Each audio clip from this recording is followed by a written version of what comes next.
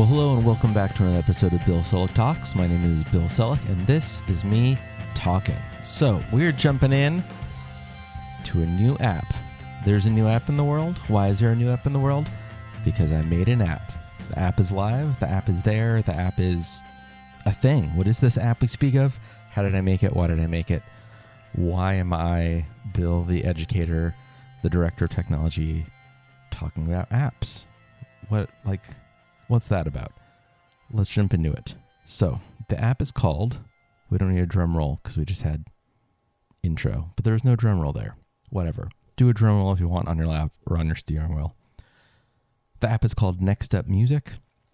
It's been out for like a month now maybe, and I realize I haven't really talked about it much at all, but we're going to do that now. And the biggest thing I've been like trying to wrap my brain around is like, how do I talk about this app? How do I talk about what I did? And so much of how I'm thinking about like app development now is based on what my own kids, who are all in middle school now, talk about and how they kind of refer to this. So my 7th grader, our middle kid, is like, you didn't make this app, AI did, and it's lame, and you're ridiculous, and I'm never going to use it.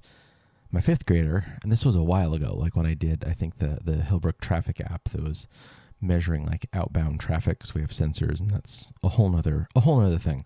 But with that, it was like, he's like, well, was it your idea? Uh-huh.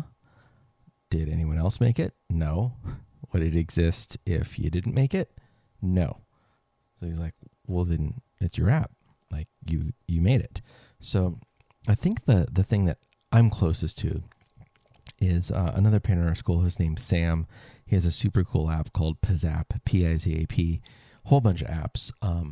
Is like, he doesn't write code himself.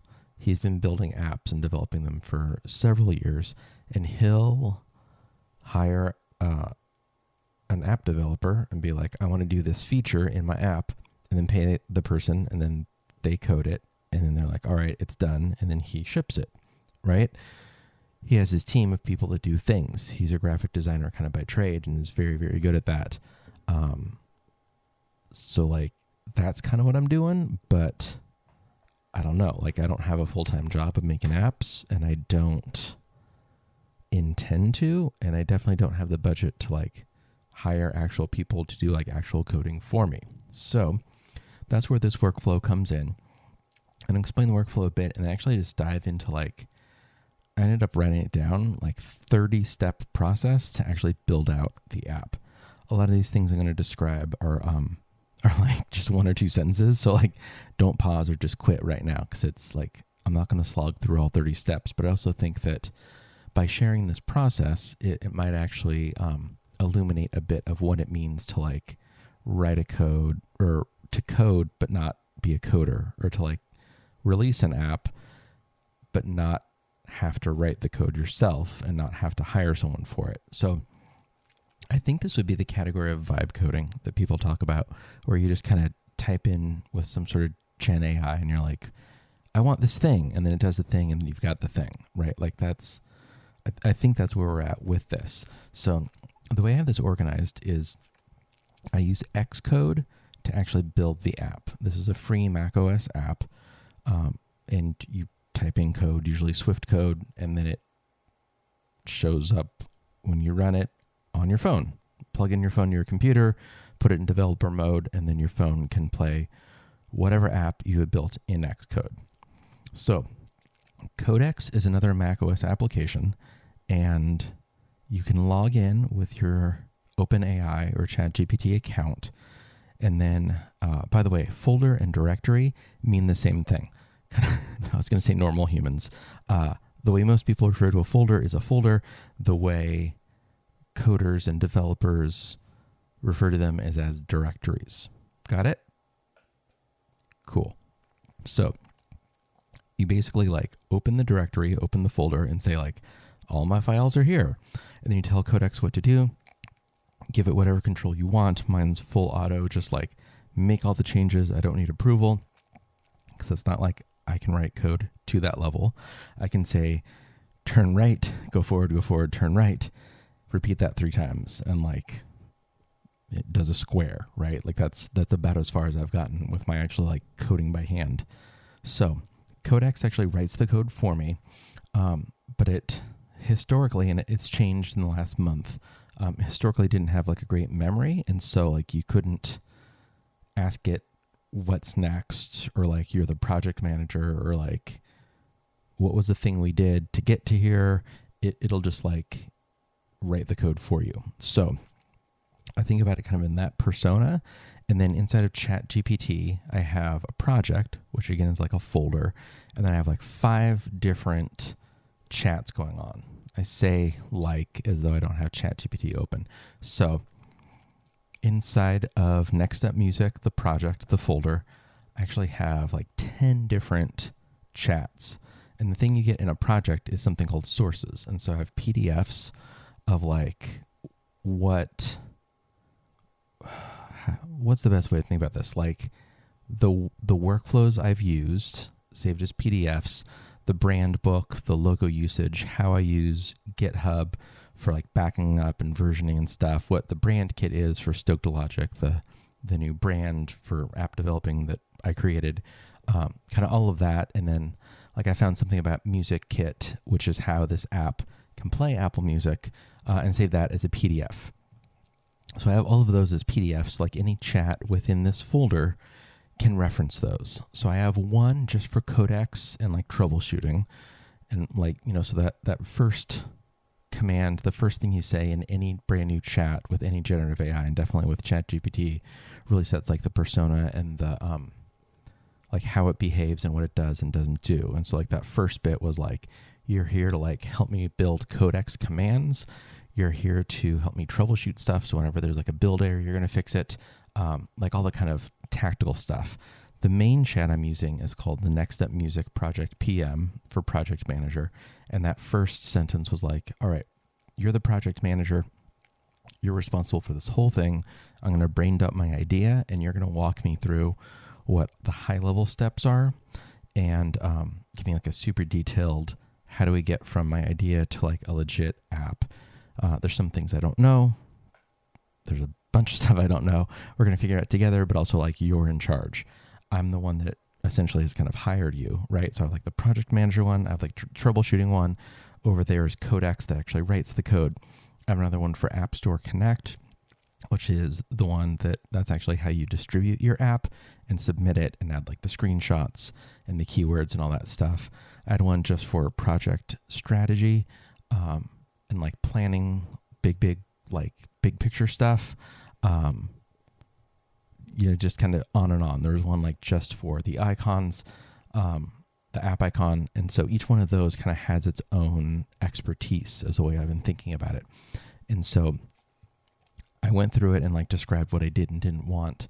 And instead of just being like, build the whole thing, you build it in tiny steps, right? This is where we're at with generative AI, is that it doesn't build the whole thing in one shot. There's a whole bunch of websites that'll like, we'll do the whole thing in one shot. Like, I don't think we're there yet for like something that you genuinely want some creative control and like management over. If you don't care what it looks like, maybe talk in a month, or you're listening to this a month later, maybe that already exists. So I'm going to walk very quickly through those 30 steps of what we called them sprints.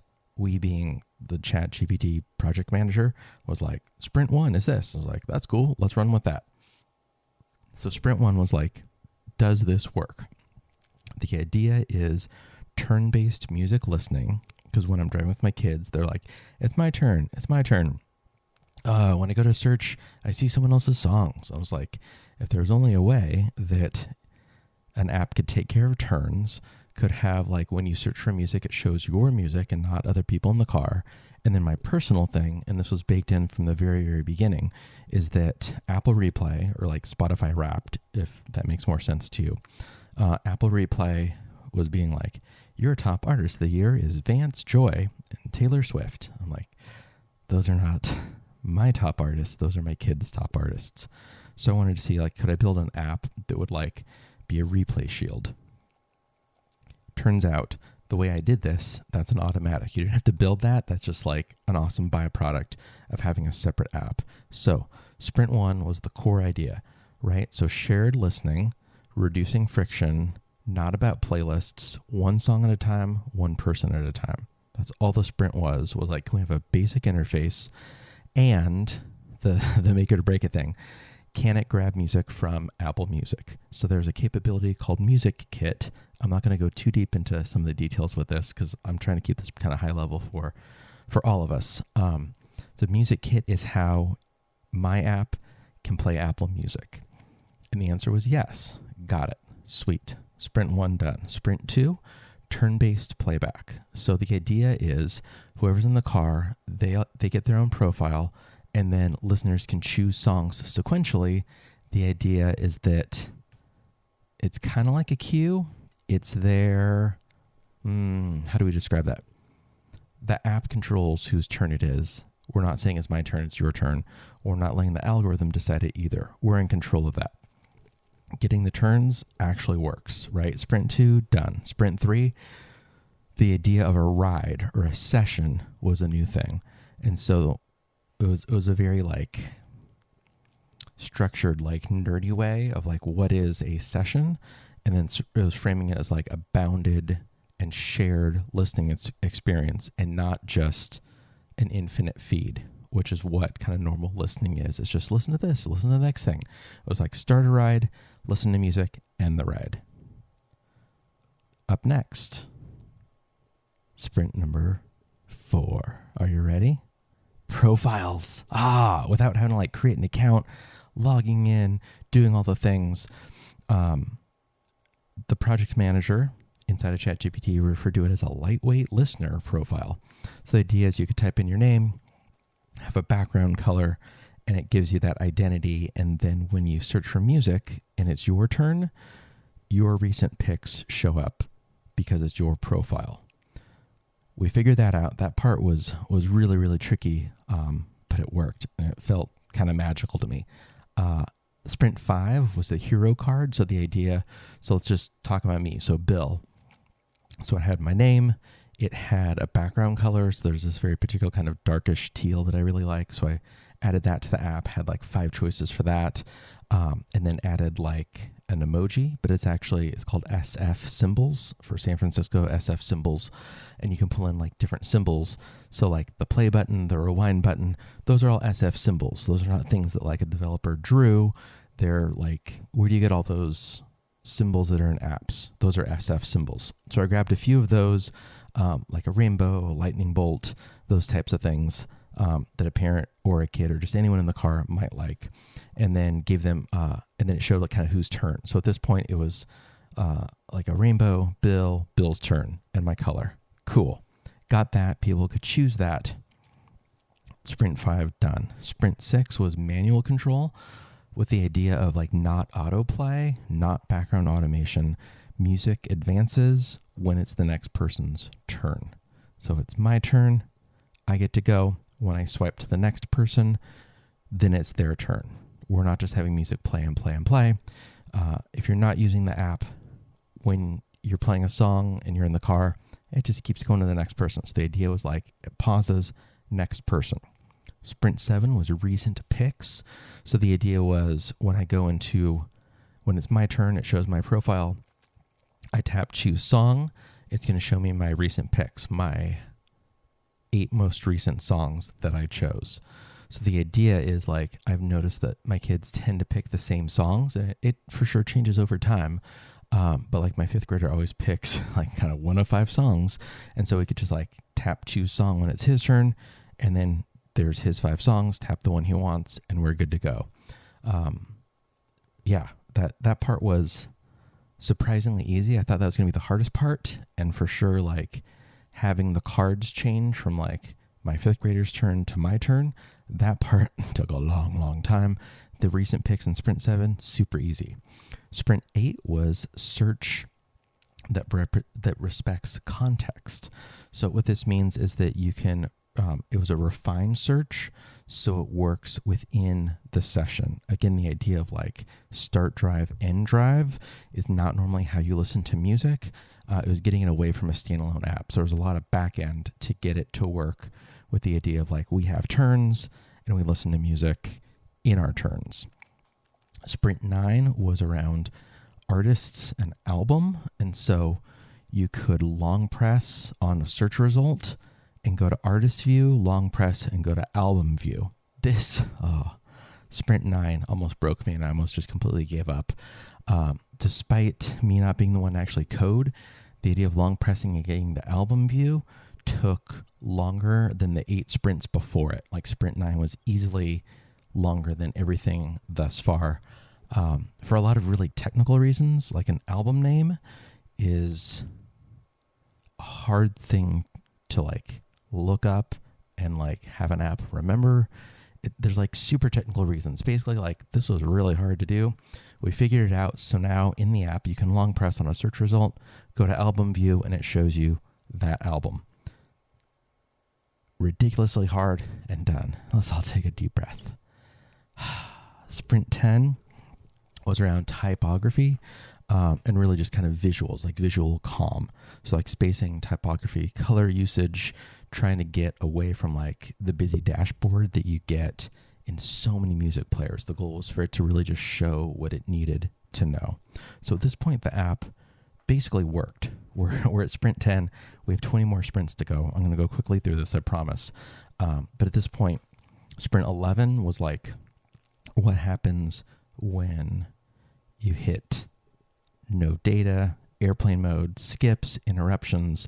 And so it was just like all air handling. Not fun to talk about, super important. Sprint 12 was actually a whole new mode around family modes. There's different ways to interact with the app. So the idea is like multi-person listening as the default use case. Immediately after that, you're like, what else could there be? Was solo mode. So I found that I wanted to use this music or use the music app, Nextup Music. And I loved it. Like I love the interface. I love that it remembered my songs. I love that when I searched for music, it showed just my music. But I only had one mode. And so I'm like, I'm going to go to Target and grab food. I would go and I have to like unselect everybody else. So I'm like, solo mode. Perfect. So it reduces the app. So just one person can go. Did a bunch of fancy things where you tap on your name and it unselects the previous person so that it's more consistent, but it's optimized for just the one person. Sprint 14 was the session ending. So at some point, I think it was after a Target trip, I was like, cool, like we start the ride, we listen, and then we can like, that's it. So it was the idea of like an end, a recap screen. And initially it was just kind of a donut that would go from like, if you're looking at a clock, like 12 o'clock, swipe all the way to clockwise, and at 12 o'clock again, it was like 12 minutes. I was like, amazing. And then I really got into like the ethos of like, what is this app? What isn't it? And Sprint 15 was about sharing that, but the recap wasn't about rankings, scores. It was not about creating fights among my kids. So it was trying to like remove judgment, but just like notice. That was an interesting thing. So it was like, what would I want to do like as a second grade teacher, and how might we use that to actually like change the behavior when we end a ride? Sprint 16 was the visual identity. So really locking the brand tone, like not gamified, intentionally anti-algorithmic. Oh, it's so punk rock. Let me say that again. Intentionally anti-algorithmic. To be like playful, calm, honoring. I mean, they're not my students, but like it feels like I'm talking about a classroom, like student choice, student agency, by having like your name, adding more colors, adding more of the SF symbols as like your avatar, all of that kind of stuff. It was really visual identity with Sprint 16. That's where you have a lot of fun, as opposed to like Sprint 9 where like you long press on album view and that just like breaks your soul. Sprint 17 was actually about safety, because this is mostly the way I think about it is like car drives. So like hit targets. So when you hit the play button, you don't have to actually look and hit it precisely. So like giving it like a buffer around that, and looking at spacing, having the end ride button not be like tiny just next to the play button, because if you're not looking, you might just stop the ride. So putting it in the very bottom right corner, so that it's actually more usable. So it's like took many Target trips and drives to be like, is that the right thing? And did I hit the button? Did it work? And mostly yes. Sprint 17 locked. Sprint 18 is where this turned fun. I call them turn titles. And this is where if you recall, it had your avatar, your little SF symbol, had your name, but then it was like Bill's turn. Like, do we remove Bill's turn or do we have some fun? The answer is we have some fun. We have some more agency. We have some more ownership over this. Added some playful turn titles. So like, it would be like your name, but various things. So like Captain Bill, DJ Bill. And this is where I was like, oh, at some point it'd be cool just to be like stoked instead of, something like super cool Bill or something. Just adding delight, right? Like not adding any actual functionality, but that way when you see that hero card swipe up, you're like, yeah, that's me. Sprint 19 was about more interaction consistency. So trying to get gestures and controls across all the different views just to be what you would expect, right? The idea like, don't make me think, just have it work. Really technical, not super exciting to talk about. Sprint 20 was around visuals, around search. So when you did choose song, typed it in, how much data do you show? How many lines do you want the song title to have? How many lines do you want the album title to have? How much space between them? Do we have a line between them? Do we just have space? Like all of those choices, none of those are automatic. You have to determine all of those. And so while I'm not the one coding it, I was the one that was like, there's too much spacing between this. We shouldn't have a line between this. We picked something from Hamilton and said like the artist list is like 4 rows long, truncated at 2 lines. All of that kind of stuff, like just many, many decisions around that.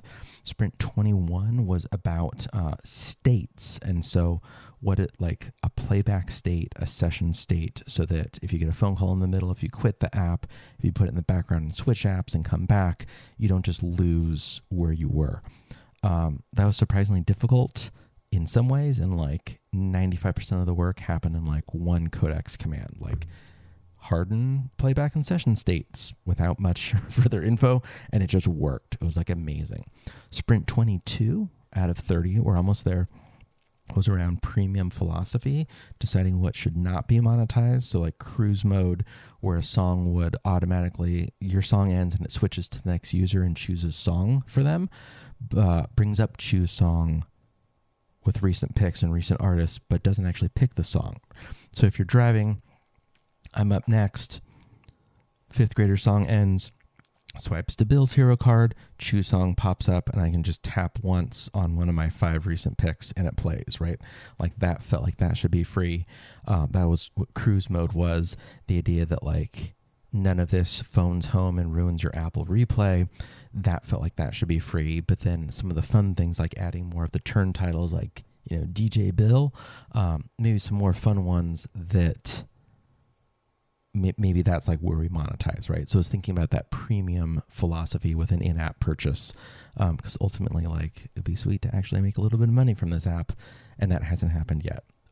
Sprint 23 is offline. So the idea behind this is that if you're in airplane mode, you've lost offline, right?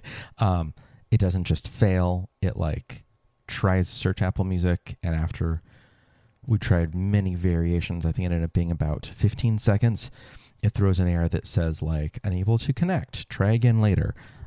This is important for a few reasons, right? Like if you didn't notice that suddenly I have no data, I'm taking the back road home, you're like, the app is broken. So throwing an error that's like, hey, there's no internets, check that out. That's important, right? Just for like, to make the app feel trustworthy. But also, and possibly more important, is that when you put your app in for review, upload it to App Store Connect, and a reviewer looks at it, which takes anywhere from like 12 hours for them to look at it up to like 6 days one time before they even looked at the app to review it. So that's like always the longest, like 6 days ever. Like, please just look at my app. When you do that, like they'll put it in airplane mode, try to pick a song, and be like, what happens when you don't have internet?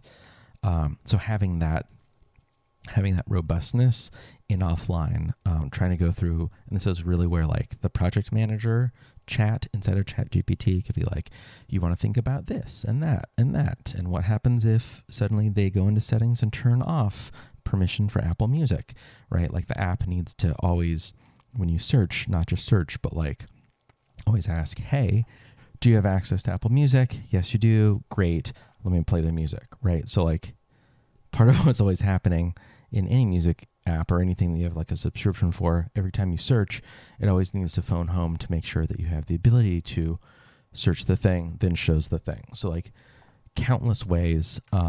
I think the Apple Music access and the offline access were the big parts of this, but just trying to come up with all those ways where it actually works.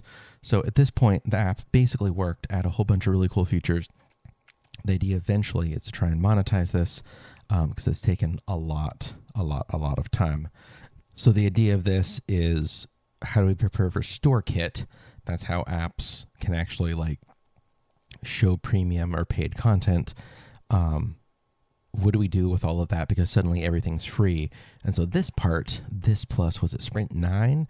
There was like the album, long press to go to album. Oh, dude, this part I thought would be simple, and this was not, because it used to be just show everything. And this is another like big if statement, like, or check for a thing. Like, is it premium? Yes, it's a premium feature. You can't show it. Or is it premium? Yes, it's a premium feature. Show it, but put the cute little golden crown next to it. And then when you tap on it, something's going to happen. But then, so it's basically taking kind of everything that will be free or premium and building kind of two worlds, and then building the logic that shows both, and then also checks so that do you have an active subscription? If you do, then get rid of the crowns and show all the stuff. If you don't, only show this amount, or when you tap on it, show the little drawer that's the premium drawer. So Sprint 24, dude, lots of work. Sprint 25 was when we actually like locked in cruise mode. So the idea again was like, I love that the album or the songs would stop from person to person to person. I wish that like I didn't have to swipe to get to the next person and then tap choose song.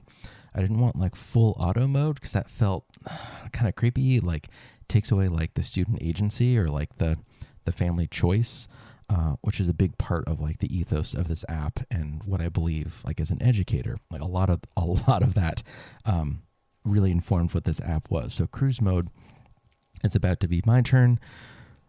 The person before me, it auto advances to my hero card, auto taps the choose song drawer. So when I'm driving, all I have to do is tap on the new song and I'm good to go. Or I could tap and search or tap and voice dictate. But that's where we really got cruise mode locked in. And again, like it was making all those choices of how long until the song ends do we swipe? How long do we leave it on that? How long till the drawer pops up? And that was a lot of iterations to get that just kind of locked in. Sprint 26 was the interaction polish. So all of those like big controls, all the animations, the end ride, having them just like be just the right thing. Do we have animation? Do we have them just appear? How long do we wait between the two? Do we have it like kind of, there's a thing you can do where it kind of pops a little bit. Like it actually, when it appears, it actually goes, it fades into 100% and then actually grows in size to like 102% and then shrinks back down in like a tenth of a second. It's like the little micro thing just to kind of like pulse, or like there are things like that like the project manager ongoing chat was like, hey, do you want this? And it was me like trying to prompt it and explain to them like, hey, always ask, like notice what we're doing and offer the next thing. And a lot of times it wouldn't do that in the chat. I have to be like, what else am I missing? What else would like a pro UI designer do? That tends to be kind of my gold question, by the way. I'm going to say that one more time. Like, what would a pro UI designer do in this moment? And then it would give me some like really cool suggestions. Sprint 27, we're almost there, was actually building out the monetization. And so it was the store kit, both inside of Xcode and online in App Store Connect, building it in both of those parts, getting the plumbing set, and then actually wiring them together, doing the entitlements so that when you click on a thing, it would actually like, you pay this much and then you get this thing. The purchase flow, which partially is invisible, like when you tap on that, what happens, all the while not breaking the user interface or the UX. Sprint 28 was actually the onboarding, and this was another one that actually took a surprising amount of time. So if you've never done the app, like what's the welcome part that you only get to see once. And so the idea was like a 3-beat, 3-video intro that teaches you the philosophy before you jump into it. Because if you just jump right into it, and I had some friends that were testing this, special thanks, by the way, to Brent and Brian, who were like, yeah, dude, and gave lots of feedback. If you don't know it, you're like, oh, my song ended, and then like no more songs happened, which is exactly what the app is supposed to do, because it's supposed to be the next person's turn, but that's not how music apps work. Like almost all media at this point is like an endless stream of stuff, and this sits firmly in opposition to that, like firmly like punk rock, like anti-algorithmic. Your song ends, the music ends. You swipe to get to the next person, they pick their song plays. And so actually having 3 videos that explain that, of like, without having to say it explicitly, but the idea was like, your song will not play till you pick it. That's a new behavior. And what I actually did with this was I built some pretty robust animations inside of Keynote, Apple's presentation slide software. Animated all of those, brought in some SF symbols, our old friends, and built everything from scratch, sometimes recreating entire screens, sometimes kind of mimicking what it would look like to choose various avatars, those little SF symbols. Lightning bolt, swipe. Rainbow, swipe. Soccer ball, swipe. Different colors, change color, change color, change color. Change your name, DJ Bill, delete, delete, delete. Like animating Captain Bill. Stoked with the shakas, all of that, and then save that as a movie, cropped it to the right size, and actually threw that into Xcode, and then decided kind of where that movie was. Like all of that onboarding stuff, that was all Sprint 28. Surprisingly minimal amount of ChatGPT or Codex help. That was a lot of me just like building stuff on my own. Sprint 29, this is where I'm going to lose you. Liquid glass, do you hate it? It was trying to figure out like, where do we use liquid glass? Because it is modern, and when you don't use it in a spot where you could use it, it'll feel less modern. So there were like 2 places where we had liquid glass. The only one I can even think of right now is when you long press on a song and go to album view or artist view, that pop-up, you still want to see like the songs behind you a little bit. So like perfect use case for liquid glass. There might be one other spot. That was it.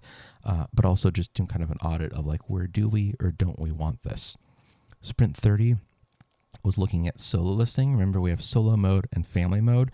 And if you go into like album view, I found out that I wanted to like just listen to an album sometimes, but in my app, not in Apple Music. When you long press and go to album view, by like the way Music Kit brings in music, like the app doesn't know that there are other songs. And so it's like saying like, look to see if this is an album, show the album, figure out that this is track 3 and put it in context of track 1 and 2 in front of it, tracks 4 to 10 after it. And if you hit next song is actually number 4 on this, because it was tracked like that. Ended up being a lot of work, but also like a pretty solvable thing, particularly for Codex. Like if you could figure out what to tell Codex, it could actually just write that code for you in Xcode and be cool. And then Sprint bonus 31 was actually just getting ready for the App Store. So like there's things called debug that you can do that'll like write code for you in the console. So if something doesn't work, it can actually type out a like, it got through step 1, step 2, step 3, and then you're like, oh, it didn't get to step 4. Or like, if it did this, show a checkbox and say, did this thing. Particularly like if you long press and go to album view, like I was trying to figure that out. So like the project manager, the PM ChatGPT would give me a command. I'd paste that into Codex. It would write that debug code. And I was like, the album view isn't working. And then we'd run it on my phone. My phone's connected to my Mac Mini, and the Mac Mini is running Xcode. Xcode has the console. The console would be like, album view, blah, blah, blah. And I could be like, paste that in a ChatGPT project manager, or at this point, probably the troubleshooting chat, and be like, it says album ID, blah, blah, blah. I was like, oh, that's the issue. It should be album this instead of album that. It's not even seeing the album. So we need to ask a different thing to get the album. All of that kind of stuff. Those are debug paths that help you with that, and like console prints, all of that. getting test flight ready to go so that you could share it with people to test. This is where we switched chats into the App Store Connect expert. And so it was like, help me with the description, keywords, what is the screenshot going to look like? And so this is also where Sam, who is that parent that has the Pizzap app, which is amazing, you should check out. He was just like, dude, like, take this Photoshop template. It has like the screenshot template. It has the slices where you can export it and get them at exactly the right pixel. All of that, but just saying like what the screenshots are, building the screenshots, what's the text kind of above the phone screenshot, what's the text below it, do we say requires Apple Music, do we say like Apple Music needed, do we say like Apple Music subscription mandatory? You don't say that because that will actually get you rejected in App Store by the reviewer. So kind of all of that stuff was Sprint 31 actually getting ready for App Store and App Store Connect and submitting it for final review. And so did that, submitted it, and it was rejected. Dude. I know. You thought like, we did it 31 sprints. He said 30, there was a bonus 31, and we got accept. No, it was super rejected. There were like 8 reasons it was rejected. One of them that I did not know is that you can't just use screenshots of bands. I thought like if it was the Apple Music Kit interface and like it showed album art, you could show it. Nope, that is copyright infringement. And so I had to go back to all 5 of those screenshots, take my own photos, drop them in, figure out what font Codex used inside of my app in Xcode, go into Photoshop, magic brush out the original font, type in a fake band name, type in a fake album name, take my own original art, crop it so it's exactly the right size and ratio, resubmitted all of those things. Also found out that the reviewer used an iPad because compatibility mode is a thing. If a developer does iPhone only, an iPad will open it and it will play the app in compatibility mode. I also learned the hard way that, and this was through debugging in the console, that if it's on an iPad, it still registers as an iPhone app. It doesn't go, oh, this is an iPad app. And so there were a lot of workarounds with the way a particular button worked, because it was on an iPad and the scale was different. And so it was like ratios versus pixels, like absolute and relative stuff. If you know what that means, you're like, oh, good Lord, that is the correct answer. If not, just know like, dude, it was a headache. And eventually there was like one thing that we ended up just completely removing from the app because it looked great on the phone. But if you're running it in compatibility mode on the iPad, it just never, ever worked. And so then it was like testing it on the phone, but then also testing it on an iPad. But then the iPad has to be in developer mode, and the only iPad I happen to have is my work iPad. And so I was figuring out how to get my work device, which works out because I'm a tech director, how to get that into developer mode, and then like the Jamf policy that doesn't allow developer mode, and then having an exclusion and figuring out like all of that, all of that stuff.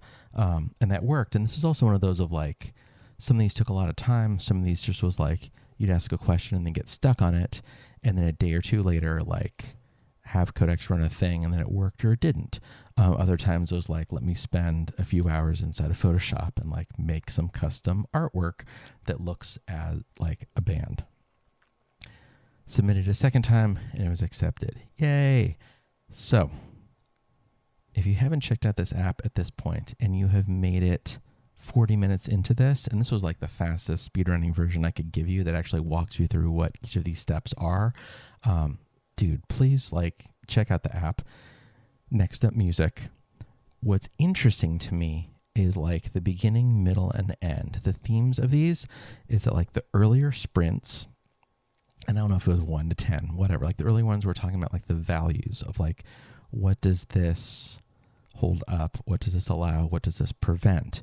The idea of like the algorithm being in charge, that's a value, right? Anti-algorithmic app, that's a value. Those turn titles and the hero cards with like your name and your color and your avatar, that's a value. Those middle sprints were like, what does that look like, and how do we actually like defend those values when the default so much, even as I'm the one describing to ChatGPT like what I want it to do, was like it would default to be like a regular music player. I was like, no, it needs to be this, not that.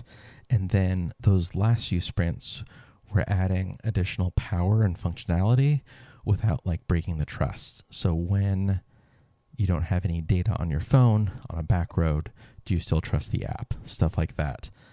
Does it work under all these cases? And the answer is yes. So anyway, that's what it actually takes to build like a legit app using Codex, run by OpenAI, writing the code using ChatGPT to help be your project manager. It's one of those where I didn't have the 31 sprints done ahead of time. Some of those we'd pivot and I'd ask like, is the idea of cruise mode where it like auto advances and the choose song pops up? Would that be a cool thing to add? It was like, yes, add that now, or yes, add that later, or no, you've actually said the app is this, not that. So no, cool idea, wrong app. All of those things, like hopefully one of the things that I'm hoping you're taking away from this is, even though we have this new technology at this point in early 2026, technology that can actually write code for you, where you can go from idea to actually an actual shipping product. For me, that's amazing, but it's not magical. And I think part of the reason I wanted to go through all of these steps along the way is for you to better understand like what it actually took to build this app, and how it's not just, hey, ChatGPT, give me a music app, make it cool and different and family friendly, go. Cool, it worked. It was a lot of kind of back and forth, and really like me owning the vision of the app, and then working with the project manager, the PM chat, to give Codex the command, and then Codex to do it, and then either kind of undo that or fix it or break it or like change it or revert it or like build on it or like love it and be like delightfully surprised and then build on that idea. Just lots and lots and lots and lots of back and forth that way. Lots of PM in the chat to Codex paste to like the result from that back to the project manager chat to talking about that to like revised command to Codex to like something's broken, let's ask Codex this, and then Codex tells me that, and then I give that back to the PM, and PM's like, hey, tell Codex to do this.